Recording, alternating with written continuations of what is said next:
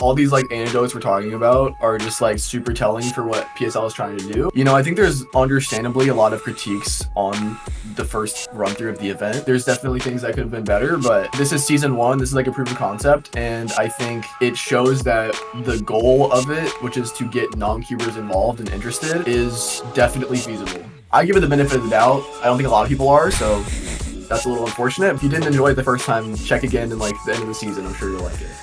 That's one option. Another option is to just not watch it. If you don't like it, just don't watch it. Just try that. How are you feeling, Dylan, after competing? How are you feeling about your performance? It wasn't like awful. My match against Maddie, I just like did really bad. I was happy with myself because I wasn't necessarily like nervous really, because by the time I was in like losers finals, like I made my run. Like I was like, this is as far as I expected to get. Any win I caught on Maddie, I just kind of took that as like an individual win. My like performance was like pretty underwhelming, I would say. Like honestly, I've kind of been in like a rut 3x3 wise. Like I'm kind of doing my worst solving I have in like about a year right now. So all honesty, I'm not feeling great. My performance wasn't too bad. Like I definitely could have done better, but yeah, I'm just trying to like get back into the groove of things and like figure out a main and fix my problems with my solving right now. Yeah, you're having hardware issues at the moment as well, eh?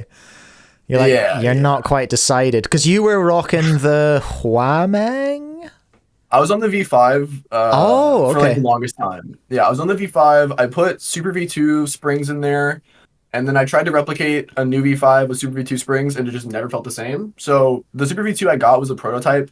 Presumably, maybe there's different springs in there. I don't know. I don't know what happened. Maybe the cube was bad when I used it, and then I just like got control with it, and it broke in, and it felt different. But every new V5 I've tried to replicate, like my old main, doesn't feel the same. So I've run through like 6 V5s trying to figure it out, and like I've done every spring combo I can find. And I'm like, at this point, I've kind of given up. So I'm trying like literally everything. I've got a standard V5 with like standard V5 springs and like a 3D printed ball core. And then I've got like the TG, Ferro core, Super V1, Super V2. Like I'm between like 5 cubes right now. Yeah. Like, I don't know what I'm doing. Timon's like, bro, get a GAN 12. What are you doing? Well, what I've told him is just pick one of the 5 cubes you're between and then just get used to it. Like, yeah. I mean, it just seems simple to me. Yeah. if you're between 5 cubes, you're not good on any of them. Yeah. So it's way better to choose one and stick with it and get good at it. But Dylan does not want to do that, it seems. So Timon's advice is just pick one, dumbass. Just pick one. Yeah. I need to pick one. I just like, I don't know. I've been like flaming him to pick one like since we got here to the apartment, and he just hasn't. In my head, you have to pick the best one, right? So then it's like the problem repeats. Yeah. Right? It's like, what's the best one? It's like, I don't know. I can't pick it. Like it's. I mean, I'm kind of the same right now because I've just been going back and forth between slow and fast cubes, like what Matty was talking about. Mm-hmm. Yeah, I mean, it just. I feel like my peak on fast cubes is way faster, but then sometimes with fast cubes I get what happens to Yihang in like cube clash and stuff, where it's just the cube like falls apart in your hands. It's just a disaster. Did he have? Whereas with slower cubes, it's a lot more consistent, but I don't get as high of a peak, I guess. Right. I've not watched the whole Cube and Clash match yet. Did he have a pop? I don't think so, but it's just when you watch it, like it looks like the cube is about to explode, because it's so loose that like any small mishap you have with your turning just results in like a really weird lockup. Yeah, okay, I see. He had a lot of solves where he was like pacing ahead and then like big lockup out of the win on the solve. Like that happened a lot. So right, okay, interesting. So hardware aside, how did we feel PSL went as a in real life event? Obviously there weren't a huge amount of people there for the first event, but that's actually kind of a blessing in disguise for a like what is essentially a pilot, that made it a little, at least they didn't have crowd control on their hands, you know what I mean? But so it was like I think it's a bit bigger at San Diego. I think there's 18 in the bracket so far. I noticed Brendan Dunnigan's on the bracket. But we don't know about spectators. I don't think they have those numbers publicly. That's true, actually. That's true.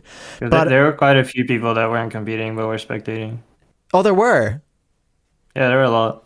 There was actually, and this was the same thing at Cubing Clash, but I was doing my market research after, just asking people like what they thought of the event, what would they want to see different, whatever.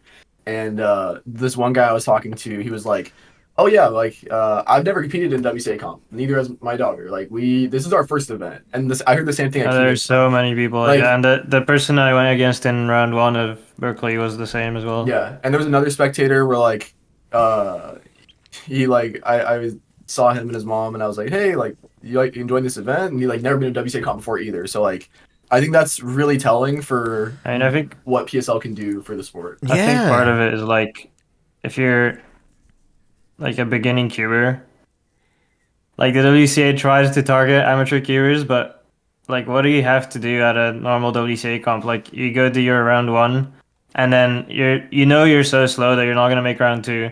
So you go to round 1 and then what? Like you just leave, right? Yeah. But at a PSL, like even if you're not competing, you can just go and watch and it's fun. Like it's just way better. Yeah, right. I would not have called first timers being there. I would absolutely not have called that. Yeah. But I think that's probably testament to the marketing and the advertising getting out there and encouraging people to go, which is really cool. Did you? Yeah, but I think it's literally just more enticing to go because, like, it's what I was saying. Like, I think unless you're really competitive and you're intending to like get better, there's not that much of a point in going to the WCA comp. Like, unless you're going there with the intention of like finding friends and hanging out, then it makes sense. But I think most people going to competition are not expecting that. They're just going there to compete, right? And I know a lot of people that know how to solve a Rubik's Cube, but they've never been to a comp because they're like, well, I'm too slow. Yeah, right. That's really interesting. And it's someone I've kind of talked before. I think I've talked to you before about it, Dylan. It's just like the difference, I suppose, not to bag on the WCA, but the difference between a WCA comp and something like PSL or Monkey League or something like that. The WCA comp is designed for people to participate in, and everything else is designed to entertain people, you know? And I think it's that fundamental difference in design that makes that people are kind of forgetting about, you know? And it's like it's hard to argue that cubing's not a spectator sport. It's just not been presented as a spectator sport yet, you know. Yeah, most definitely. Mango in the chat is just saying he told me a story which he's just reminded me of. He was in the airport watching PSL on his phone, and you heard about this? Some complete random was just like, wait, what is happening here? And they started watching it with him, which I think is pretty sweet. Amazing. Yeah, again, that's exactly what we're trying to do. That would never happen with a WCA comp. Like, it's too hard to watch. Yeah, it's tough. Exactly, yeah. I think, like, all these, like, anecdotes we're talking about are just, like, super telling for what PSL is trying to do. And, like, I think there's understandably a lot of critiques on the first run-through of the event, right? Like, there's definitely things that could have been better. But, this is season 1. This is, like, a proof of concept. And I think it shows that the goal of it, which is to get non-cubers involved and interested, is definitely feasible. So, the production quality, the audio, whatever, like lighting, like that can all be addressed later down the road. We know right now that like the root of what the PSL is trying to do is effective. So I had a call with Michael Chai yesterday or the day before, and he told me an incredible story. And I wonder how much you guys were aware of it.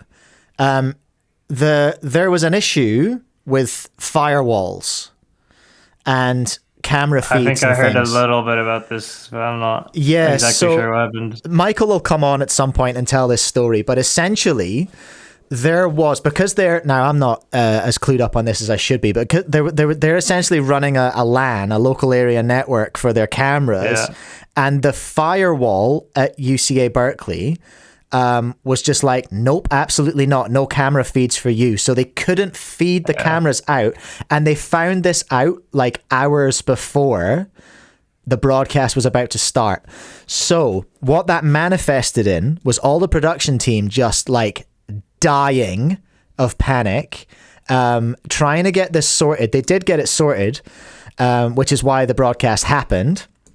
Some people noticed in the chat the broadcast got bumped back by half an hour, And essentially that happened and chewed up so much time that a load of other testing couldn't happen, which is why Michael Chai's mic on stage, I don't know if you've watched any of it back, but earlier in the stream when he first came on, his mic is so hot. It just came in like it was like he had the thing in his mouth. Yeah. So sure. there were reasons there, and the teams are all debriefing and working on all that stuff for the next one now. And like I was watching the stream as top 8 was happening because I want, like, for me in my head, like the most important thing about the PSL, of course, the in-person experience is important. The competition needs to be good, but like if it's not watchable in like an online perspective, then there's really no point in it, right? So I was watching the stream to see kind of how it was going and how the commentary was and everything, and like, you know, the mics weren't great. Like there was some critiques about like the zoom ins and stuff, and just like, but I think it's also really telling that everything got much better as it went on. Like they corrected everything they could on the fly. Like you're saying, like they didn't have much time to really get everything super correctly situated. So I have a lot of faith in like the people running it to take what they saw as mistakes and like learn from it going forward. Whether that be the next one, not entirely sure, but like if you compare season, like episode, or like the first PSL to like the last one of this season, which is maybe gonna be later this year, I think you'll see like a huge difference in like the quality of it. And so like I give it the benefit of the doubt. I don't think a lot of people are, so that's a little unfortunate. But you know, if you didn't enjoy it the first time, check again in like the end of the season. I'm sure you'll like it. Yeah, that's one option. Another option is to just not watch it. If you don't like it, just don't watch it. Just Sure. try that. Great. It was good numbers as well, though, right? It was like 700 people, I think it peaked at for the finals. I was not expecting that. No. As a huge promoter of the PS, like I would have never expected the numbers. Like I think concurrent was like 400, and then peak you said was like 700. Like that was insane for me to see. Average concurrent was 490. Peak concurrent crazy. was 699, which is pretty annoying because, you know what I mean? Like one more and we got 700. You want to hit 700. Yeah, we won that 7. But yeah, it was as a just a punter just watching it, like it was, I really enjoyed it. It was so fun. And is it Saturday this time? Because it was a Sunday last week. Yes. Yeah, right. Saturday. So it's my That's Sunday for you though, right? Sunday for me. Yeah, my Sunday morning. Yeah. So yeah, no, that was great. I mean, I'm really pleased that the first one has actually happened, that it has got up and running, that there's proof of concept. It's just like the clips are coming out now, like the matches and the highlights and everything are I'm in the Discord with them, and I think you both are as well. And Matt Mayernick shared this screen of just like it was just his files with all of Matty and Simone's like sub 5s. There's just so many of them. Honestly, part of it watching was just like, I can't believe how many 4s and 3s I'm seeing on 4pad. I was like, this is actually totally viable, is what I kind of took away from it. Yeah, I mean, I think it's hard to say that like definitively, because maybe me and Matty were just on a roll. Like, I definitely felt like that for me. It just felt like my performance was really, really good. Like most of the comp, I had a bit of a slump at the start of finals for like personal reasons. I feel like you both did. Got back from that pretty quick, and then it was just insane again. I feel like the first round of the final, you were both not quite in the zone yet, you know? I tell you what, something I forgot to ask Matty about is he had the three matches like back to back essentially. Yeah. He was that was crazy. Up against you, Timon, then Dylan, then you again. Yeah, and it was a 5-setter with me, like 2-2 on the last set. And then 3 sets against Dylan. I guess like Matty did good to make that a sweep. Like he conserved energy as much as possible. And then and then he has to go against me like immediately after. It's pretty insane. Yeah, that was a lot. I should have asked him about that. Oh well, never mind. Yeah, and then if he reset the bracket, then there'd be another match. Yeah. So I think the maximum sets he could have gotten in a row was like 5 against me, 5 against Dylan, and then 10 more against me. So it would have been 20 sets in a row. Wow. So sorry, I wanted a clarification on that, resetting the bracket. So if Matty had beat you in the grand final, essentially we would have had a rematch of that grand final. Yes. Well, so essentially the easiest way I think to explain it, because it's it's like really hard to understand how the bracket actually works. Yeah. But basically, in order to be like out of the tournament, you have to lose twice. Yes. So then, if you haven't lost yet and you lose in the final, you've only lost once. Okay. And yeah. your opponent, who is also in the final, he's already lost once because there's only one person in the grand final that's from the winners bracket, Yeah. and then there's one in the final that's from the losers bracket. So if the losers bracket finalist wins one, then you've both got one loss. So then you play another one. Yeah. Okay. I'm with you. Because if Matty had beat you, you'd have only had one loss. I'm with you. Yeah. For the double elim. All right. Sweet. I mean, yeah, he would have been cooked. If he'd beat you, he would have been he would have been so many sols in a row. Yeah, like, maybe, but then at the same time, it's like the adrenaline of winning that kind of clutch situation might keep him going. And you're like on a roll. Like it's definitely possible, but it would be a really long series of solves. I also heard an anecdote, like in the Rocket League community, right? Like in the World Championships or whatever. Like the past 4 winners have all been from the losers bracket, and it's because like you get like the losers bracket momentum, right? So like imagine like my set against Maddie went like 5-set. What did that? But imagine, right? Like then that's 5 whole sets where Timlin's like potentially getting iced or like he's not solving. Like so there's something to be said for like maybe staying warm and like being up there for a while. Like you're not really changing much. You're just like continuing what you're doing, and you've got the momentum coming off like 2 or 3 wins back to back. Yeah, that's the thing for sure. And at that point, you're also already used to like the pressure of being on the verge of elimination. Yeah, and like what Dylan was saying, like I had a bit of a break while Maddie was going against Dylan, and then like I got a message from someone, and that really distracted me. So then, like the first 2 sets, I was just like all over the place. Couldn't get a sub 6. It was a disaster. Yeah, right. Yeah, because you stopped. You let your momentum run down, and the intrusive thoughts crept in the shape of messages. Yeah, pretty much. Yeah. Wow. Hey, listen. I reckon I'll let you guys go just now. Thank you so much. I really appreciate that. Really appreciate your time. Have fun in San Diego. Where the hell's that? What state that's in? Is that in? California. No, come on. You got that. I haven't done capitals or cities or whatever yet. I've only got states. It's California again. It's just a different part of it. Like there's NorCal, SoCal, and NorCal. Yeah. I think one is in North California, one's in South California. Right. It's like it was like an 8-hour drive from one to the other. Yeah. Because California's really long. Yes. Right. So. Yeah. I know one's that. One's up here, one's down here. I know that from my research, actually. So from my grinding. Sweet. Thank you so much.